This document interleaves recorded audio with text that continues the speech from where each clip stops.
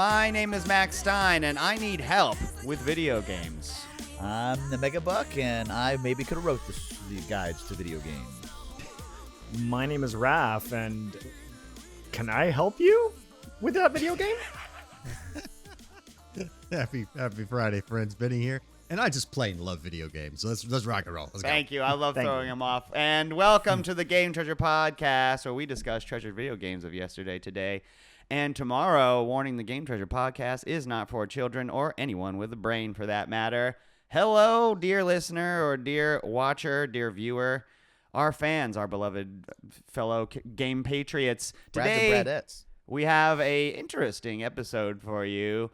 Buck brought to my attention that this month, GameFAQs, you know them, you love them. They helped you get cheat codes when you were in middle school. Is turning 30 this year. I should say they already turned 30. It was November 5th was their birthday. Unbelievable. So we are going to discuss strategy guides and their evolution into digital guides. But before we do that, we have 2 weeks in a row more video game news to talk about. The Game Awards. Jeff is back. Yeah. I don't want to call him Papa Jeff. I don't know what kind of energy he brings. I want to Lord say Keeley? little sibling Jeff. Kojima's friend Jeff. Uncle Jeff. Yeah. Uncle Jeff, I like. Cousin Jeff. Everyone's Cousin got Jeff? Uncle Jeff. Actually, you know what? I like Cousin Jeff better because it doesn't have the negative connotations that Uncle Jeff has. Exactly. Yeah. All right. Cousin my. Jeff has brought Uncle Jeff us the touches Game Award nominees once my. again. And we voted. I Yep. voted. We all voted, right? Yes. Yep. Oh, yeah. Okay. There'll be time We to all vote by the voted. time this episode comes out, too. Yes. No, There's like rounds. Can someone... There's phases. There's Don't know. phases? I think that's for the Players' Choice Awards. Yeah, the Players' Choice Yes, Awards. okay. they- Everything else is, Yeah. this is the way it is till X date. Oh, okay. Okay. Nice. I asked for the notifications because I was like, whatever this Same here. is, Plenty I'm here of for it. time. Yeah. So I wanted to talk about just some of the categories because you know what? I don't really care who's the esports athlete of the year. And what the hell's a burnt skipped. peanut? I skipped that one. And what the hell's a burnt? I can't believe burnt peanut. Anyways. Yeah. So we're just going to talk about the ones that you know we care about. So I shall just begin randomly. And by randomly, I mean my favorite category, which is Best Indie Game. Okay? So I'm going to, before I list the nomination, I want you to know out there, viewer, if you haven't read, there's also Best Indie Debut Game. I'm going to list those right after this. And we're going to talk about what the difference is, maybe. Best Indie Game nominees are Absalom, which is basically like a side-scrolling team beat-em-up game by the Dotemu guys that did like Lots of New New Ninja Turtles. Yes. River one, City yeah. Girls, yeah. It looks pretty good. I haven't played it, but Yeah. it looks pretty good. Ball Pit, which I talked about on this show, which I was fucking addicted to. Blueprints, which Claire Obscure, which is insane to think that that's an indie game, but it is. Yeah, Yep. that's Yeah. wild. Hades Wild. 2, which I was just like, what is this game's been out for like 3 years. No, it hasn't. Oh, yes, it has. People want to play. Right. Yes. And Silk Song, a game that people waited so long for and put so much hype behind. Debut indie game? What? This is just best indie No, game. this Oh, is just sorry. Best Indie. Yeah. Sorry. Yeah, yeah. Gotcha. All right, so I voted for Blueprints. I voted for Interesting. Blueprints because to me, like, if I'm going to separate best indie debut and best indie game, what does being a best indie game to me mean?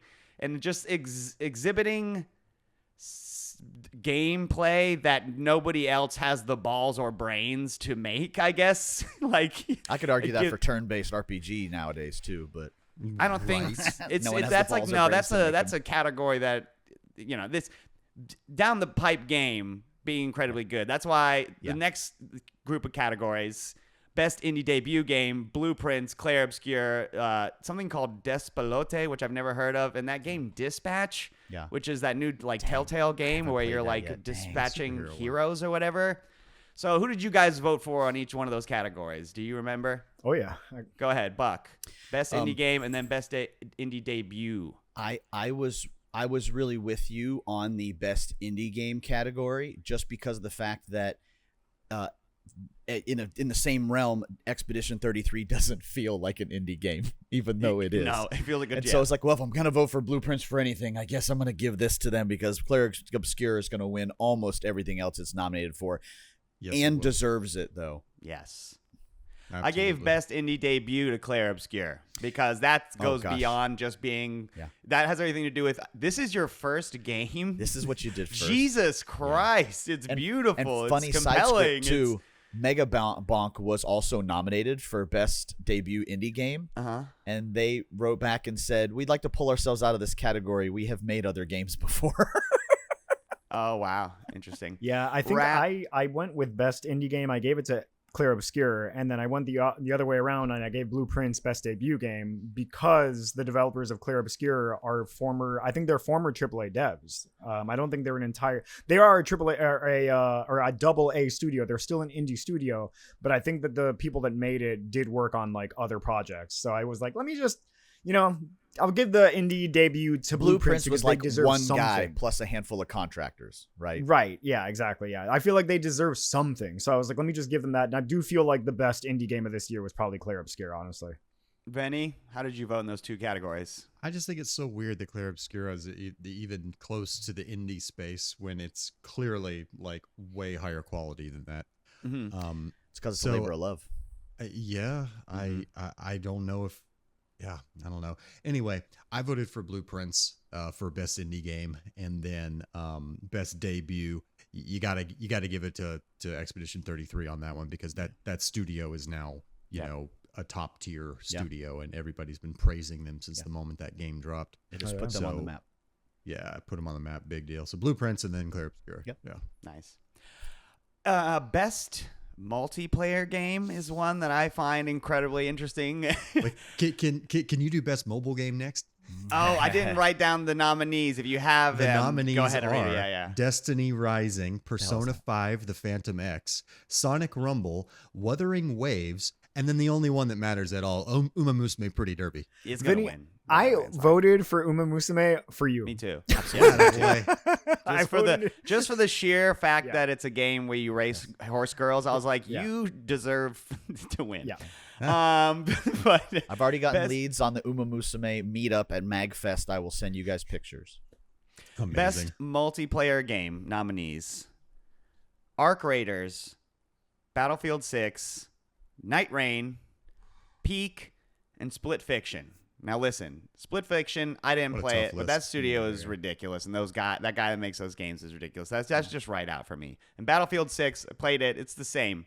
But man, these other ones, you guys have not played Peak, Venny, and Buck, but Raph and I have, and that game is really good. When it comes to games that you can play with your friends and have a good time, it's quite a interesting. I don't know. You just You're climb a laughing mountain the whole time. Like you're laughing the whole time. we did a stream just the other day and it was hilarious. I voted for Arc Raiders. I voted for Arc Raiders That's because solid. this is my logic. That's This is very my fair. logic because when you play Arc Raiders, even when you play solo, interacting with people is a backbone of the game. Whereas the runner-up to this would be Night Rain, obviously, which should have won Best Action Game this year, and it's not even nominated. It's in Night Rain, when you team up with your friends, it is fun to play. But then when you play solos, first of all, I can't do the solo by myself. But when you get teamed up with two random people, you're kind of at their mercy.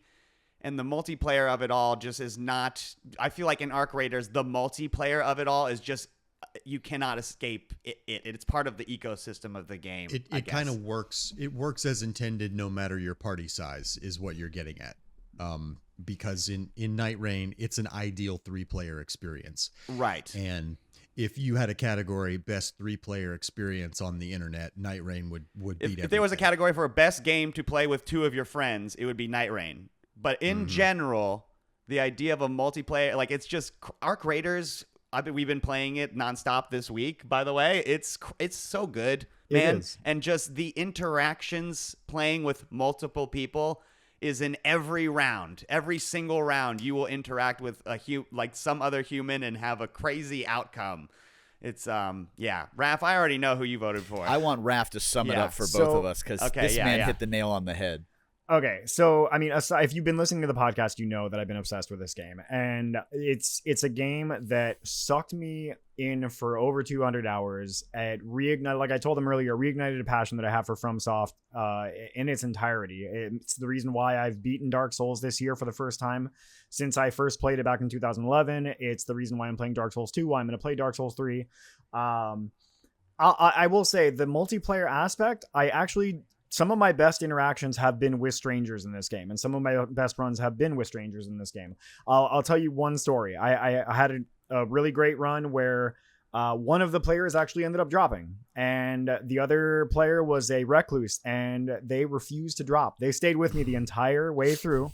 We got to the end. We struggled all the way to the end, and then when we got to the end, we started doing emotes at each other and like just kind of like, hey, strong together. And then eventually he pulls out like one of the little like stones that you can talk through, where sometimes they can actually speak. And he just says to me, "You're beautiful," and I was like, wow, thank you. And then we ended up failing, but it felt so incredibly good. It just felt like a very human moment. I don't know. Yeah, Night Rain's amazing. It got my vote. I played it last night. Benny, did you vote for Night Rain as well? Yes, I did. Yes, I did. Right. All right. I will say that I think your assessment with Arc Raiders, Mac, is very fair and is spot on. Yeah. I will say though, the God, it was just the surprise hit that we never saw coming. We never thought that the Elden Ring and Fortnite had a baby. We would have something this amazing. I can't believe it's not nominated in Best Ongoing Game. Truly. My mind is boggled that Final Fantasy 14 and No Man's Sky are in there, but that's Night them Rain not is understanding the game. I am so worried that Battlefield 6 is going to win this strictly because of greater numbers of players, irrespective of the game itself. True. But player vote is only 10%. True. By the way. What were you going to say, Buck? I'm just saying that the split there is that us who have played those 11 times, when we played the first couple Battlefields, we're like, these are really great. By like the third, fourth one, you're like, okay, it's the same thing over and over again. For Little Buck, for my son, who's a teenager, that's like one of the first Battlefields to him. So to him, that's a big deal, and he really enjoys it. And I get it, but I don't want to play it yet again. No, for the 100th millionth time. And then lastly, we'll wrap up here because this one's not even in contention. Game of the Year, Expedition 33, Death Stranding 2, Donkey Kong Bonanza, Hades 2, what? Silk Song, Kingdom Come Deliverance 2. I guess that sounds pretty nice. It's Expedition 33, right? Oh yeah, no shit. Yeah, for sure. Yeah. Come on, man. Bonanza had its fans. Apparently, people really, really like that game. I don't know. I didn't really see it. Really like is not Game of the Year. Right. Yes. Yeah. No, I agree. For me, it's Expedition 33, 100%. But yeah, I don't know. People taste something you can't account Hades for. And Hades 2 and swap that out for I don't Elden think Ring, there's- Night Rain. I don't think there's for any real. question. The Expedition 33 deserves it. Although I will say this, I am so, what a time to be alive. I am so pleased that I was able to vote for Final Fantasy Tactics at the Game Awards this year for something.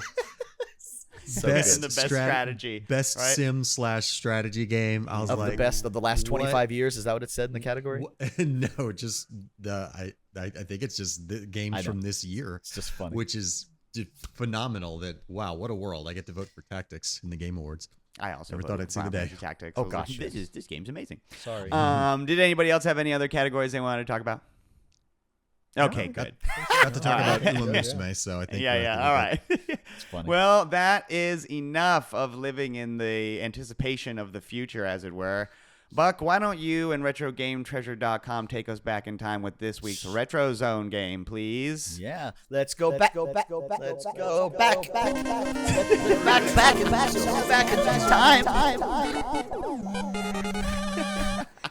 Is that a wasp? That's amazing. I did. I love it. You just played Is him that a off. wasp? He played me out. Oh my Played him gosh, out, yeah. that's Played me really out.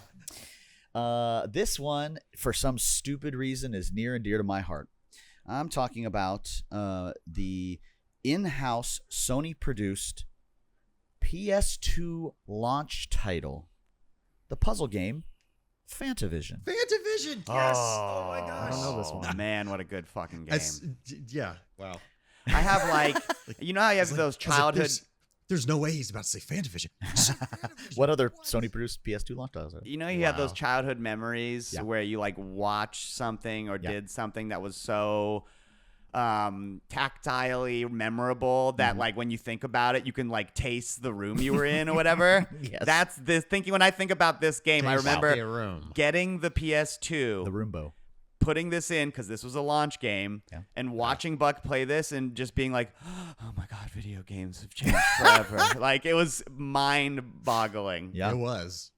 Try to explain what Fantavision is, Buck. Fantavision is a puzzle game about fireworks. The Japanese developers that created it were actually working on it back when the PS1 was still out. It's the same team, the same internal team from Sony that created Ape Escape. That worked on this I did game. not know that. Oh wow! I And didn't know that either. and fun fact, the producer actually created this from an idea from watching fireworks at a place in Japan I've actually been to, Lake Biwa, which is super awesome. I've seen the overlook at Lake Biwa. Whoa, The dude. fireworks there would probably be awesome, actually. And so it's basically, think of it like Missile Command in reverse. There's fireworks That's a great, sorry. shooting, but it's true though, right? That is. It is. It is. Your fireworks are shooting up in the air, and then you want to wait until the right time to capture them using your analog stick. PS2, let's push the analog stick, kids. You use the analog stick to kind of capture the fireworks together in like combos. And the more you can combo these bursts off each other, the longer you keep that combo going for points. It's a puzzle game for points. Just like Tetris or something is. Yeah. Yeah. Yeah. Yeah. I mean, it's a very simple game. It is. The it's hard to explain if you you can see visuals if you pull out your phone. This is a video podcast, but when you have to like chain from firework to firework specifically. You go to each firework and then use a radial like laser as it were Yep. to try to reach the next firework, but obviously fireworks of opposing colors will get in your way occasionally and you might have to burst early. Yeah. That's what she said. Types of explosions. That's what she said. Raph, you've never heard of this game? No, that box art, I've seen that before, but Yes. I mean, it was a launch PS2 launch title. It's Yeah. yeah. It also has some smooth ass like Japanese like Great fusion music. jazz underneath it. Great soundtrack. Oh my gosh, Vinny, Yep. you play Fantavision ever? Absolutely. I Fuck was yeah. there. I was there at launch night. In Day fact, one, baby. yeah, I was working at a GameStop at the time. It was Nice. There before weren't a it lot was of GameStop. choices. It was Software, etc. And I worked the launch for PS2. Cool. Like I was ringing people up, and we got to do ours first and set them aside. So as soon as our shift was over, we went across the Go street home. to one of my coworkers' apartments who lived right across the street from the mall that we worked at, and he popped in Fantavision this. as his very Played first some game. some And Bouncer. some Bouncer, some Dead or Alive. Oh dang. DOA 2, I think. This is a great game. Yeah, it sounds Oh, about man. right. Did This was- Fantavision have? Oh, sorry. Yeah, no, go ahead. Did it have multiplayer? at I start? thought that's what you were going to say about your memory was me trying to get you to play the two-player competitive Yeah, two-player, puzzle, yeah. and you couldn't figure out the controls, so I beat you every time, and it wasn't fun for That either makes of us. sense. That makes sense. That was a lot of video games. But I remember, like I said, watching you being like, "Holy loved it. shit, this game's absolutely beautiful." Yeah, not much to say. It's like No, it's very Tetris. simple. You got to play it, kind of. Yeah. Mhm. If you have a PS2 and you don't have Fantavision, there's no way this game is expensive. No, it's like a $10 game. Yeah. Yeah, it's dirt cheap. And if you like puzzle games and you have a PS2 and you don't own it, like Yeah. you're missing a good one. You're missing a yeah. Go now to retrogametreasure.com. Let Buck know you have a PS2 and that you like puzzle games, and you too could get your hands on a copy of Fantavision. Okay, we're going to take a quick break, and when we come back, we are going to talk about strategy guides and GameFAQs.com.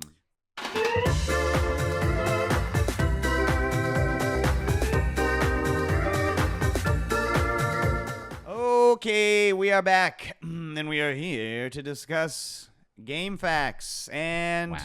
we decided that you cannot really discuss game facts without talking about something that we'll probably have more to say about.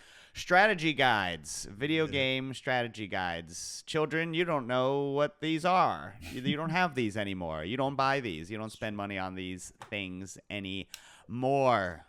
So, strategy guides. I'm going to give my best quick rundown on the stuff that I think is relevant and cool to the history therein too. So, listen, there are books written in the early 80s. Like there's one called How to Be Good at the Video Games.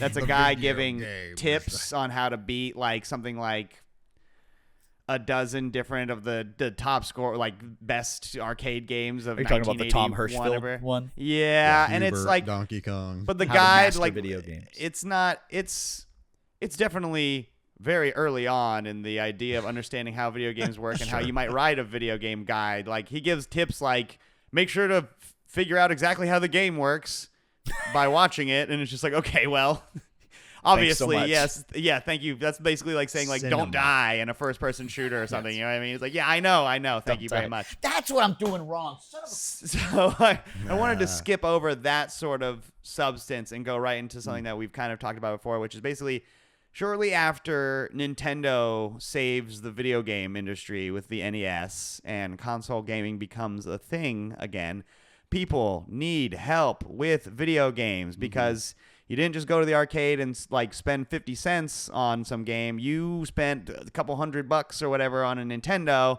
and then you spent $50 or whatever in 1980s money on fucking Zelda, right? So in our Zelda episode, we even discussed how basically the American release of that game spawned the Nintendo Fan Club, and then the Nintendo Fan Club became the Nintendo Hotline, and then the Nintendo Hotline got so many people calling in that they were just like, fuck it, we'll make a magazine, and they made Nintendo Power in 1988. And 1 year prior to that, because of Zelda, in 1987, they published this, the official Nintendo Player's Guide. Whoa. This infamous black book. I've had this since we were Let's kids see that because I needed Let's it. do some Spotify video. Open that bad boy up for me. Ready? Yes. Oh, let's go. Ooh, So 1980s. Some Zelda in there. The whole reason for this book, probably it's the first one in there. You've got all kinds of games. Punch Out. You got some Punch Out in there. I saw some Commando earlier when I was looking at it. This has like 90 different NES games in here. Ghosts and Goblins, telling you where items are, all this kind of stuff. I mean, look at this. There's Zelda 2 in there, I think, is what we just saw. So is Metroid. this published by, or not published, but is this made by Nintendo? This was an official Nintendo book 1 year prior to the first issue of Nintendo Power. So, but kind of just illustrated my point as to why I wanted to start at Nintendo Power is because, like I aforementioned, any magazine not made by a publisher, like a party like this, felt more like an enthusiast magazine or something, like a car magazine or a gun like magazine or something. Yeah. Like not really guides. They were usually just like a white text with black or white background with black text that would just like list off cheat codes or like secrets or something. And Nintendo Power is really where we get like colored screenshots and like actual paragraphs in which someone tries to explain, like walk you through fucking Metroid or some shit. Yeah. So those are all great. Buck, do you have any more of those Nintendo Powers by any chance that you want to show off? Well, I'd love to do Nintendo Power in a separate episode because this one was, again, pre-Nintendo Power. Good point. Nintendo Power was more focused really on hyping you up about games and giving you walkthroughs. Right. However, Nintendo Power news. did produce strategy guides. And the first one that they produced was for the first Final Fantasy game. For the NES. I know, still getting this. It literally has our childhood address on it. I never would have beat that game without that guide. I mean, you want to talk about like gorgeous. beautiful artwork and it's maps perfect. and Everything about it. they figured this out early how to do this. Yeah. Ooh, That that's cover dainty looks like little basic boy. expert D&D, like BX D&D. It's gorgeous. Abso-freaking-lutely. You know that's on purpose. It's even red. Yeah. So I wanted to skip now to 1990 out in California. A little mom and pop garage business called Prima Games, right? Publishes the Secrets of Games series in 1990. So they've got 5 games on this series. You got Nintendo Game Secrets, Sega Genesis Game Secrets, TurboGrafx Game Secrets, Game Boy Game Secrets, and the official Lucasfilms Games Air Combat Strategy book. That one was a tad bit more niche. I only wanted to mention this because Prima Games is basically what I found to be like really the first major independent, quote unquote, publisher of strategy guides that were engaging at all. Like like Nintendo Power, but they weren't beholden to necessarily to just hyping you up about how amazing and you should go get Yoshi's Island or whatever. But they have a significant amount of screenshots, diagrams, editorializing. I absolutely 110% had the official Prima strategy guide for Pokemon. Oh, I wish I still had it. I think that's the one. I was looking through old one. They took off. I didn't find the year when they left basically the niche closed on Prima for a very long time. Buck, do you have any Prima strategy guides at your disposal there? Oddly enough, most of the ones I have are Brady games, which was one of their biggest competitors. And that's mainly because it started to become a real business. And in the case, now we had official, air quotes, versus unofficial strategy guides. Yes. And Brady games started getting exclusivity deals like with Squaresoft on the PS1. So Brady Games is I got a couple of Prima Penguin books right here. Penguin Publishers, and Random House. Prima becomes Random House, Right. And they Space merge Random later, House. which we'll get to after we get to GameFAQs. But would you guys like to know some of the top sellingest strategy guide books of all time? I would. Yeah, I'd be Yeah, kinda curious. I wonder if I have some here. Starting at some of these are that dated, but at number 5, this one is a Prima one, I believe. It's Myst, the official strategy guide. Came out in 1993. Cool. Approximately $1,200,000 in sales. Wow. On a Yeah, book that big. was between $10 and $20, most likely. Coming in at number 4, we've got Super Mario Bros. The Complete Strategy Guide, which came out in Japan in 1985 at 1.3 mil. Wow. Final Fantasy VII by the Studio Bent House 1997 one comes in at 17. Mastering Pac-Man in 1981 is another 17. And the highest grossing one, I believe, is Final Fantasy VIII Ultimania by Studio Bent Stuff in 1999 with $2,200,000 in sales. Wow. Isn't that interesting? Yeah. FF8. Of all used to the be really of big all business. the Final Fantasies, yes. Used to Yeah. be really big business. Well, I mean, So- I would buy whenever I bought these. They were like at major retailers. Like you can find these at Walmart and stuff like that. Like they were. Well, They that became a became huge business. part of the zeitgeist. You would buy especially with RPGs. You would buy an RPG and you would buy the guidebook with the game. You wouldn't want to buy the guidebook after you were stuck or after 5 or 10 hours. You wanted to start with it and know where the treasure chests were before you got 3 worlds in. I know you guys have at your hips right now a bunch of strategy guides that you want to show off. I have one. I only have one strategy guide in my possession at this time. I'm not much of a hoarder, but this game is huge, What is and it? I thought that it deserved. This is in the era where strategy guides they double as art books Yeah, they as become well, art books. because this is the Ooh, deluxe Breath of the Oh. Wild very Beautiful. nice. strategy That's really guide pretty. with the Yeah, beautiful man. Just Zelda on the front. This thing is gorgeous, and this game is absolutely massive, as you know. Look at all that fucking text. That's beautiful. It You comes know, it's- with a poster that is the map The map. Oh, with that's all of the gnarly. Korok seeds Oh. mapped out on it. I That's had great. this thing pinned up on the wall when I was playing it, and I was using those little pins like in the movies to mark the ones I had already been to. Nice, You know, dude. He was That's also cool. solving a murder. Yes. Mac, I want to know. It's interesting that you said this, that they double as art books. A lot of the reason why I bought strategy guides was because I'm a huge fucking nerd, would be like the lore. Like I just wanted to like read up on the different like monsters that you might run into in the game, because I just thought that shit was cool. It Like is I cool. feel like I'm with I you, wonder how man. many people bought them for that, just for the lore and for the artwork and stuff. Yes, certainly. It was half of it. Buck, Yeah. what have you got? Show me some of those shit you got I there. have at your quite hip. a few. I want to start with Yeah. a really fun one, because this would have been much earlier here. This is the official Mortal Kombat 2 arcade Whoa. Wow. secrets. guidebook. Arcade secrets. This would have been before it was on the home consoles for the arcades. This is look at this. This is a great example of how not to make a strategy guide, though, because look at the while amazing giant art on these pages. Wow. See the giant red starbursts on every page? Yes. The moves are encapsulated in those giant red starbursts. Like, Ooh. look at that one there. And it says forward to low punch. Like that's how they you see the Yeah, I Spotify do. video you're looking at. I mean, it's the look at Jax. Oh my god, dude, amazing. It's That's looking rough. It's a great book, but this is the book you would like tuck under your arm or put in your backpack and take to the arcades if you didn't already have it all of it memorized by then. Shows you how to fight against They made this how to for fight against arcade Noob games. Saibot and this was an early Brady Games one actually. Wow. Nice. Venny, what you? Let's alternate. Let's rapid fire.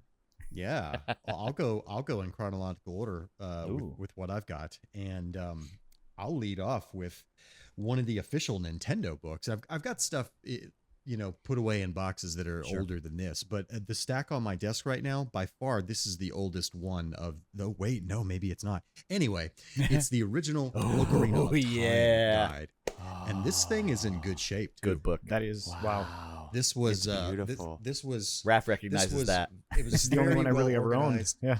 Cool. Very well organized. It's got a pull-out poster that has the map and all the different items. It's like a double centerfold kind of thing with the whole world. That's fucking gorgeous. I love the It's a beautiful speltness guide. of the ones you guys have showed so far. Yeah. Like they get so thick now in Yes, modern they gaming. do. You know what I mean? They They used do to get be so like a thick. tight little thing you could just toss on your fucking bedside or whatever, without fucking crushing your phone or something on Many. accident. I love that one in particular. That's the only way that I would have ever gotten the big Goron sword is by using that strategy guide. That's The awesome. quest for For that real. was so long and convoluted. Man, that brings back Yeah. memories. How about the only? Oh, you want to move on to the next one? We Yeah, can go rapid for it. fire. Go. How about the only official guide for Castlevania Symphony of the Night? Oh shit! This one's art is That is the bang. That looks Banging. phenomenal, dude. That's sexy. This one's got Honestly. so You've much had great that art. since we were kids, haven't you? Oh yeah, absolutely. Oh I've my had all God, I these since the remember game this actually came thing. out, listing every item, where they're at, how much HP every Holy enemy shit, has. that is amazing. Everything. Gorgeous. This book That's is gorgeous. This book is amazing. It's so cool that Buck has chosen to show the guide to my second favorite game ever, because I'm about to show the guide to my first favorite game Ooh, ever. nice. And this Look is at this is a Prima. This is a Prima, official nice Prima strategy. guide. Official Oh, Prima yeah, that's strategy right. guide for Final Yeah. Fantasy Yeah. Tactics. And the Tic-tacs. art is just beautiful. I was in gonna this say one. that And thing's gotta be full of gorgeous artwork. the way they did this one, I mean, like the screenshots accompanied by the art. Cool. You've got all the all the coordinates and where the items are, like in a nice little box here, so you know exactly where everything is. Which was important There's in a that game. few pages falling out of this, but what I really loved about this book is that in the back of it has all the listings for the jobs. I was on, just about to say that's got to be the most that's a helpful lot. Yeah. thing. Yeah, like the stats of, okay, this move costs 800 job points, and to unlock monk you have to have 2 levels of archer and blah blah blah. It lists it all out very nicely. Me and Benny both broke these out to play through the new remake of Tactics because And it holds 90% up. of the Yeah. information's the same. There's some different names to some of the zones. Yeah. That's about it. It doesn't change. That's about stats, it. though. It holds everything. And brings up a good point too, because this is when this started to become part of the business. I mean, that's a big game. So how do you make that, go through that information, put it into print form, print it, and then have it ready while the game is still popular, or when it comes out? They started to get access to these games early from the game companies, and they would give them a couple of months lead time to go into this, because this was big business for these guys too.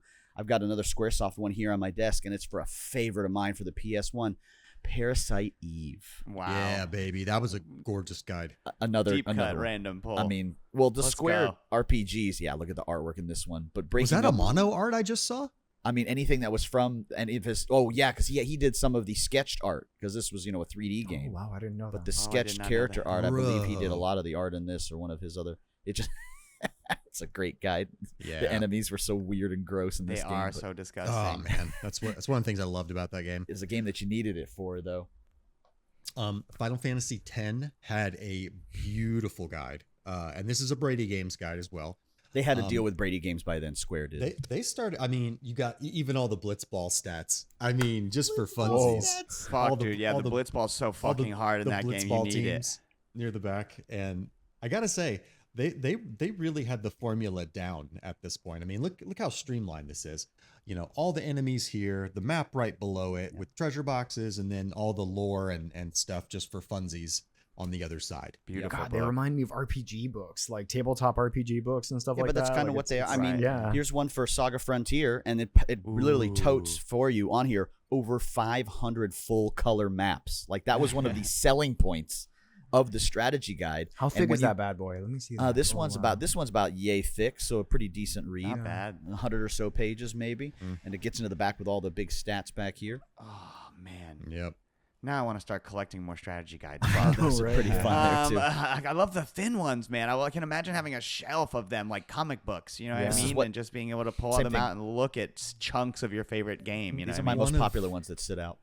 One of the most deluxe-y guides that I ever got my hands on, and it was just totally out of left field because this was by far not my favorite Final Fantasy game.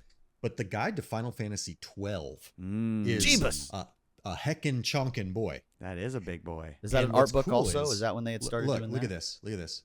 Oh, a slip cover. Look at this. Slip cover. Look at this. Slip cover, which opens into 2 books. Ooh. One of them is an art book. One of them is an art book. There you go. There you go. Incredible. Jesus Christ. And the book itself, I mean, and you could slide them out of this configuration, but I mean, there's not a single word to be had on the cover. It's just Balthier, and it's got all the license boards. Just that's a chunky boy. It's a really heckin' chunky boy, and I have one more, so I'll wrap up after. Go ahead. No, that's all that's on my desk right now. Okay. What you got? I believe this may be one of the best strategy guides that's ever been done, and because it's for a game so massive that has sold so many copies over so many consoles over so many years, and I've never seen a book this complete. It's Skyrim. Skyrim. Holy smokes! How thick is that boy? Oh God, this guy. Definitely say at the top? Skyrim. Official what? Does it just say official strategy guide? Official game guide. Official game guide. Had to buy the This is the official. This is Prima. That's Prima. Some copies of the Lord of the Rings I've seen. Well, because there's more explanation to do. Yeah. Listen, this chunky boy right here is 655 pages. Fucking rad of Skyrim. Damn. I mean, all the stat blocks, all the nerdy stuff, all the skills, the stats, and then it gets into like the different story steps with an accompanying screenshot for everything. I mean, good lord. And I don't see as many there's the maps. Yeah. Really, but this is a good example though where they were probably, this was business for them. They were probably working side by side with Bethesda while making this book. There's no way they put that book together in less than like a year, right? Right. Oof, beautiful. Oh, huge that is maps. Cool. I mean, well, that's a game you definitely want to. I mean, not definitely, but like, oof, what a fun thing to have on the side of you. Just like, oh just my like gosh. Yeah. So let's. I know. I hear you out there, viewer. Get to GameFAQs already. I know. Well, there's not as much to say about GameFAQs necessarily. We'll get to why that is in just a moment. It's mostly a bunch of corporate. Like acquisitions and whatnot. So I have a fun note of when this started to happen. Just before you get into the history of GameFAQs, when the Final Fantasy IX strategy guide came out, Square was pushing play online. Then will remember this. That's where you could play Tetramaster. That's where you ended up playing 11. And that stupid ass strategy guide would leave out information on purpose and send you to the Play Online website and say, put in code X23147 to find out the rest of the information. You bought a strategy guide that didn't have all of it because the internet was now a source for this information. And now they were selling something that we would learn probably should be free. Yeah, that's true. That's if you look up strategy guides on Wikipedia, that's a notable example of this situation. Anyhow, created November 5th, 1995, a guy named Jeff Veazey. It was hosted on AOL, and it was originally titled Video Game FAQ Archive. All right, it debuted with approximately 10 pages. The whole website had 10 pages, Cool. and about 100 different FAQs. It was created by Jeff as like with the intention to congregate like already existing, albeit diasporic guides. So like there was like a fighting game archive. Pardon me. There was a fighting game archive that already existed, and I think there was like a bunch of different video games had their own websites. People would make websites for single video games and then have cheat codes on there. So he's attempting to a lot. congregate all guides into one place. In 1996, the site changes its name to GameFAQs, and they changed to the domain GameFAQs.com instead of just being hosted as part of AOL. The coolest part about GameFAQs is that it's free. And it's all entirely volunteer driven. Right. So when an author submits something to GameFAQs, it's screened by an administrator before being posted on the website. The author retains the copyright on the submitted material, and their name is added to a site's contributor recognition section. GameFAQs agrees to host the guide only on their servers, but does allow other affiliates to link directly to these guides because, spoiler alert, they get bought by GameSpot, and then they become part of IGN, and then blah, blah, blah, blah, blah. But GameFAQs features several ongoing contributor contests, which is cool. So people that make guides like get put into a contest where it's like stuff like FAQ of the month and review of the month, and there's like these FAQ bounties, which like if people write FAQs for like obscure, weird, like or like deleted media type shit, you'll get extra points for that month contest and shit. The point is like GameFAQs is cool. People need help with video games, and you can either buy strategy guides or spend money on Nintendo Power, or too bad, the internet's out, and so now you can just fucking, if you don't want the artwork and you just want the fucking, if you want to figure out how to get unlimited ammo in GTA 3, I'm not gonna buy the GTA 3 strategy guide. That's my earliest actually memory of using GameFAQs. Do you guys remember what your first GameFAQ was? I was about to say the same thing. I was like, I remember having printed copies of the cheat codes from every GTA game that I owned from GameFAQs, like .com. Yeah. Do you guys can you think of a game that you GameFAQs'd a lot for, or the first game you GameFAQs'd? I definitely GameFAQs'd a lot of Final Fantasy VII, searching for materia. And once you learned how to control F, even back in the day in Notepad, it was faster than trying to find it in the strategy guide. Yep. I don't think that was my first, though. Oh, man. If you've never been to GameFAQs.com, listener or viewer, it's basically all the guides are on a forum board. They've got a way to search through them. Super easy. A bunch of guides will be available, and they'll be all different, like Chocobo guide or a whole game walkthrough or whatever. And they're all written by different people, and they're all only text.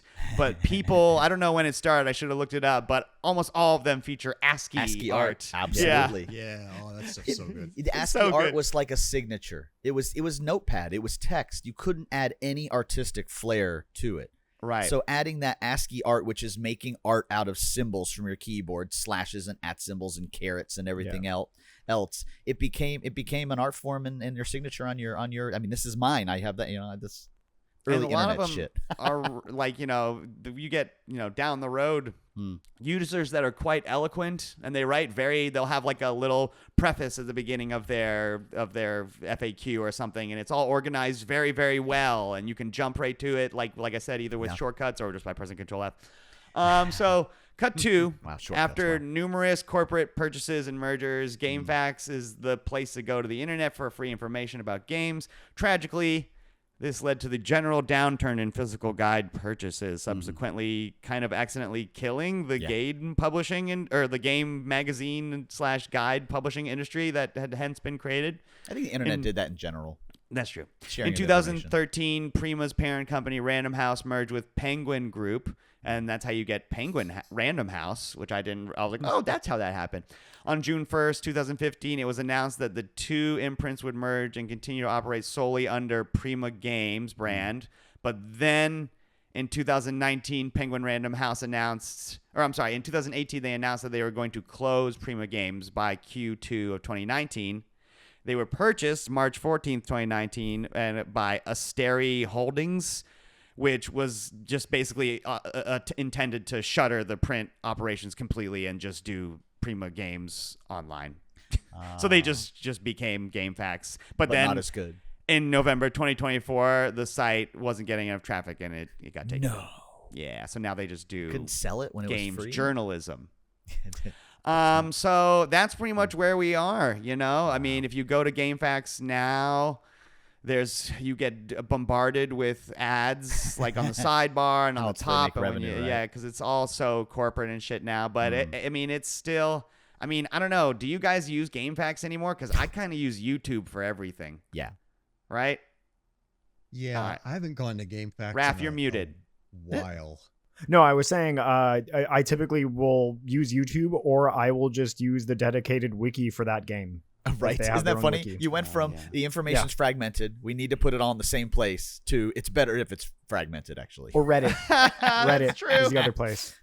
That's so true. Cool. Well, listen, do you guys have anything else you want to say? Do you have any love to profess for GameFAQs other than it's where you go to, like I said, learn about fucking... I looked up some of the top viewed guides if you guys would like to see some of like the top. Yeah. It's hard to find Curious specific about that. information on viewership, but I have one particular that has viewership. But this was some of the top guides that have been viewed in all of time on GameFAQs. Perfect. Of course, Ocarina of Time. Okay. Interestingly enough, also Final Fantasy VIII. Maybe lots of people just, I don't know, 8's not very good. Do you Sorry. think they wanted advice on the card game inside That the game? could be it. Tetramaster stuff. that was Because the first 10 one was that had also some on there. side bullshit, right? Because of Blitzball, 10 was Yeah. also on there. Interesting. And what was our mini? Did we have a shitty mini game in 9? It was Tetramaster or something in 9? No, right? Tetramaster was in 9. Was yeah. in 9? Okay. It was Oh. Triple Triad. That was 8. That's right. Yeah, that's right. Okay. That's right, yeah. Resident Evil 4.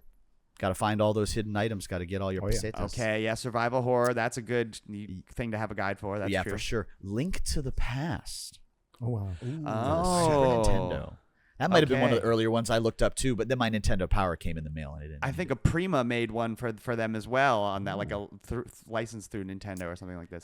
Chrono Trigger, because Oh, between that and how are you going to get the endings if you don't have that on yeah, Nintendo Power? so many. right? And how are you supposed to know that Yeah. you're supposed to take this shell from this side of time and then go to this side of time and leave it in this place Yeah, to sit you in the don't. sun and then go back and forth?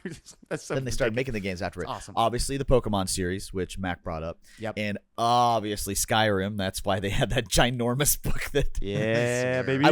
I bet if you print out the GameFAQs guide, the most popular GameFAQs guide of Skyrim, it's probably as thick as that book too. Certainly. Yeah. One that I know Venny will love, that it was the only one I could find because one of the guy that contributed to this one was like his feather in his cap. He said, this is one of the guides I did. He's contributed like 800 guides or something crazy to GameFAQs. And this one has had over 30 million views. Holy shit. Yakuza 0. Yeah. Oh shit. You know what?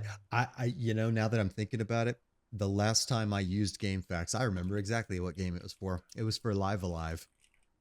Oh Whoa. wow, interesting. Oh, the About four- remake. The one that came on- for the Four or Switch. five- About Oh, 4 or wow. 5 months ago when I was playing Live Alive on the Yeah. on the PS4. Because we didn't get that or over here, PS5. so that was like the first time we got Live Alive. Correct. Live Alive was the precursor to the Saga Frontier games.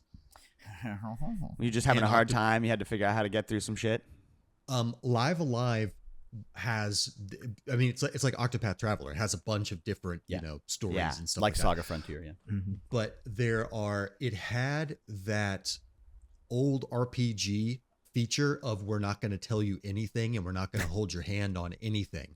So there were a lot of things that were actually quite hard to figure out. You had on to your actually own. talk to every NPC to figure out where to go next. Well, and like one exact route that if you don't take, you get a game over and you go back to that screen and there's only there's only one exact route that you have to take and do this step and that step if you want to get the pacifist ending for this character, and there's no freaking way you're figuring that out on your own.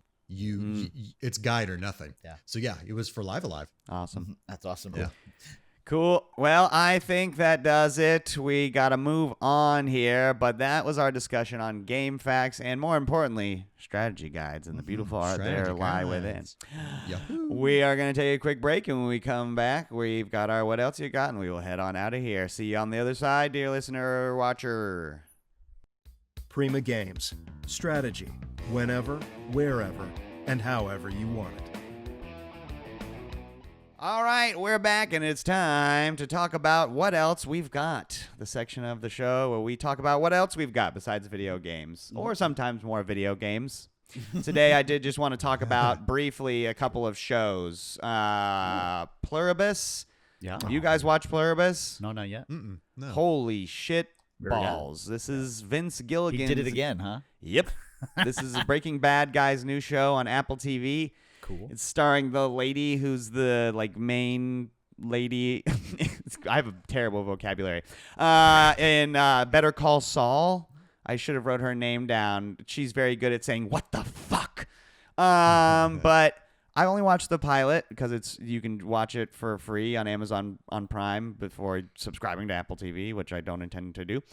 And it's got this huge high concept twist that basically immediately comes into the show, maybe 20 minutes into an hour-long show. And I'm not going to spoil what it is because you should go watch it. But it is... we were like, okay, so we have to wait till this entire show comes out, and then we'll do a free trial. Like, someone get a new phone, we'll get Apple TV, and then we'll watch all the show because, holy shit, it's fucking crazy. But more than just a single episode, I watched... I want to say... Well, I'm all caught up as it's coming out. I think I'm on episode 6 or whatever they are on. Of the new Digimon series. Oh. It's called Digimon Beat Break. So the Digimon has a new game that Cyber Sleuths or whatever hero. I don't know what it's called, but it's like people are like, this game fucking kicks ass, and it's making Pokemon look like a piece of shit. And so they had this this new anime came out. I have Crunchyroll on Hulu or whatever I don't know how it works. Crunchyroll on Prime. And I've been watching it. It's dope, man. Digimon gets to do stuff that Pokemon can't do, which guns. is like kill people and stuff. Yeah, Murder. exactly. Like literally, there's a guy who's a Digimon. His Digimon is just like Dracula with a Tommy gun. It's just like, okay, just guess how he attacks. He fucking shoots you with a gun. He fucking like. Then why is he a Dracula? In the first exactly. That's Bayonetta. Yeah, in the first episode, it's like immediately this kid's brother gets killed by a Digimon. Oh, and you're just my. like, whoa, Whoa, dude, shit, what? fuck, dude, like what? It's good. If you like, Cool. I don't know, if you like Digimon as a kid and you've got Crunchyroll, check it out. It's fun. It's like I said, it gets to do different things. It's kind of like a Monster of the Week thing, like how Pokemon was, but it gets to do cooler stuff. The last episode I watched, they had to stop a bunch of Yakuza members were using a Digimon that's basically a giant piece of construction equipment from gentrifying this neighborhood. And so they met this So adult. Digimon who was undercover as a town mascot, because if you don't know, Japan will do like big mascot characters for everything. So it's a Digimon that's just a giant panda, and he's like undercover as a giant panda mascot, and he has to defend the town from the Yakuza gentrification. Why does that sound so interesting? Because it is. Oh, okay. Digimon Beat Break. Go check it out. Oh, yeah. Buck, what else have you got for us this week? I went to IAPA this past week. The amusement industry stuff for retro and some Yes. other cool stuff that we're doing with some distributors. And I provided you with a video of a newer arcade style machine that's come out. It's actually a re-release of another one called Baki. X Arcadia.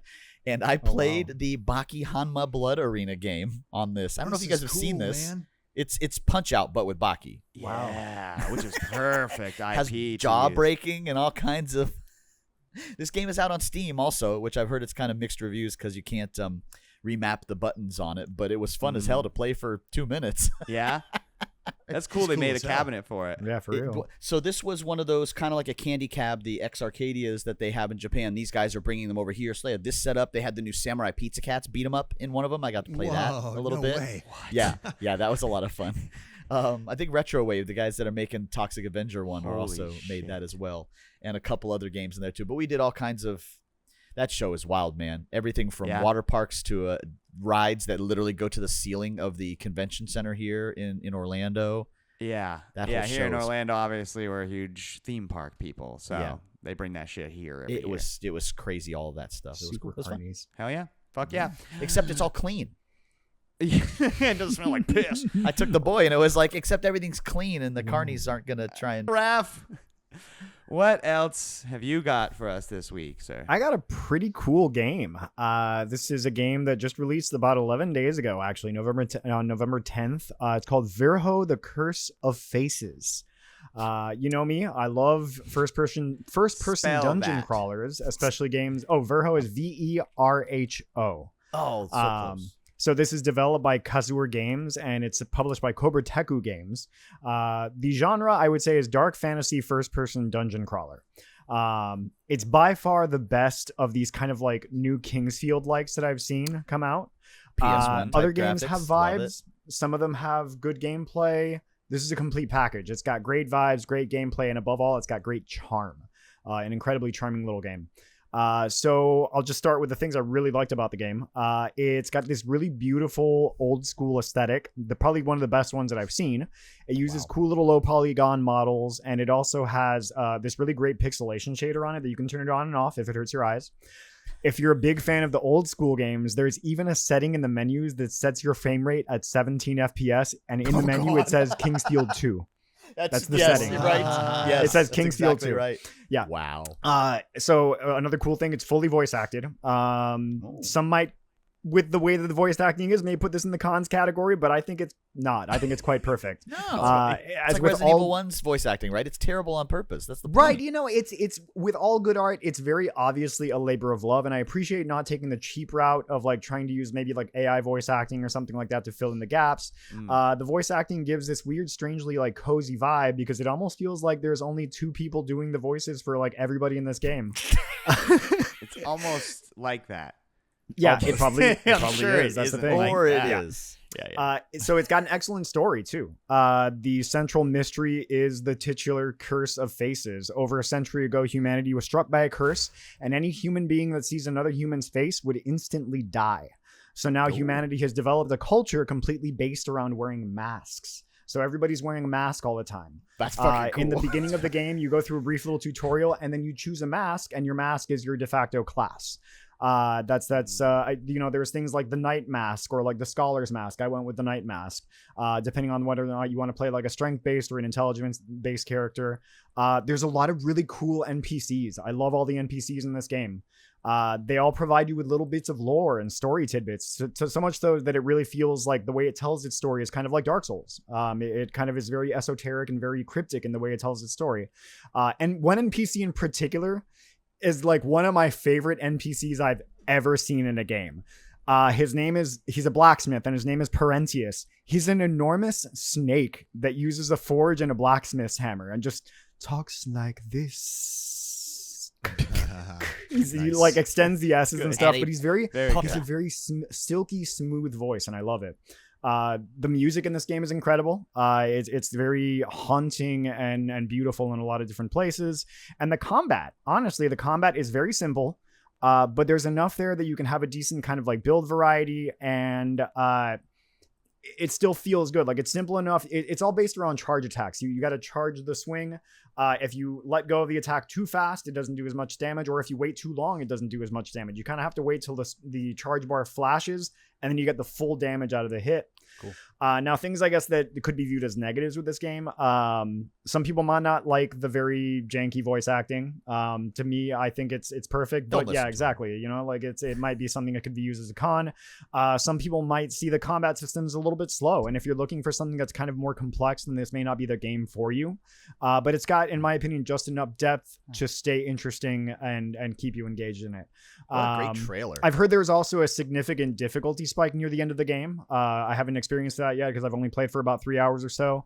It's got some minor graphical bugs that I've seen, just like some weird stuff involving lighting in dark places. And the maps, in my opinion, are fairly well designed, but I definitely did get turned around in a few of them. And so some could see this as a negative. I see it as a bit of a pro because then you can kind of really get immersed and explore it, which is more than I could say for some like AAA titles, to be honest. If you like Kingsfield, you like Elder Scrolls, Dark Scrolls, you'll probably love this. And if you don't trust me on this, there's a 4-hour-long demo for it. And the demo, best part is the demo carries over your progress into the game if you decide to buy it. So you could just pick up right where you left off if you decide to buy it. This is an easy 8.5 out of 10 broken mass shards, in my opinion. So yeah, check it out. Nice. It's fucking cool. All right, another strange game from Raph's Indie Game Corner, Verho: Curse of Faces. Venicor, do you have anything else for us this week? Yeah, I'm having demo PTSD because no, you don't understand. There was an incident in the mid 90s where the demo for Lunar Silver Star Story for the PS1, the remake of Lunar. In the demo of Lunar, you can move Alex's flute out of his inventory. And the real game's not supposed to allow you to do that. So when you get to the very end of the game and you got to play the ocarina to snap Luna out of her like evil ways, the ocarina's not in your inventory anymore. And you have effectively soft locked yourself from beating Lunar You can if soft you lock yourself played from the demo. That's crazy. The demo can soft lock you from beating the game. That's I fucking found this tight. out That's the hard cool. way. I mean, I that have- sucks. I have Yeah.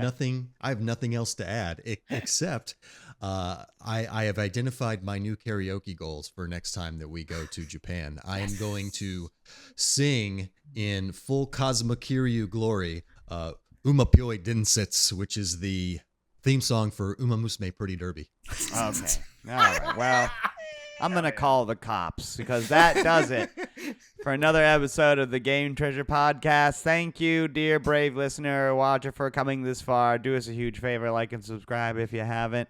If you are just listening to this, may I suggest you please go to our YouTube and subscribe there so that you can catch our live streams every weekend.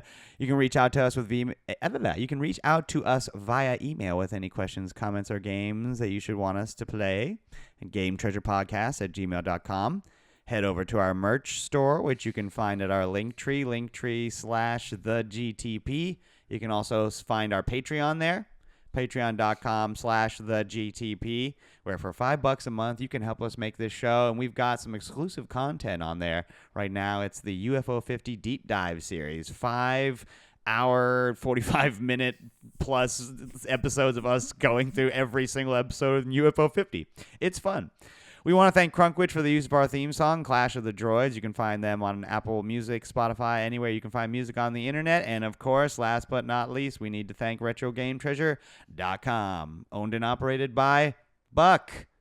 That's right. Retro Game Treasure is a subscription service that takes the hassle out of collecting retro video games. So maybe you're an adult person who is interested in collecting retro video games, but you are an adult person, so you don't necessarily have the time to collect retro video games at this point.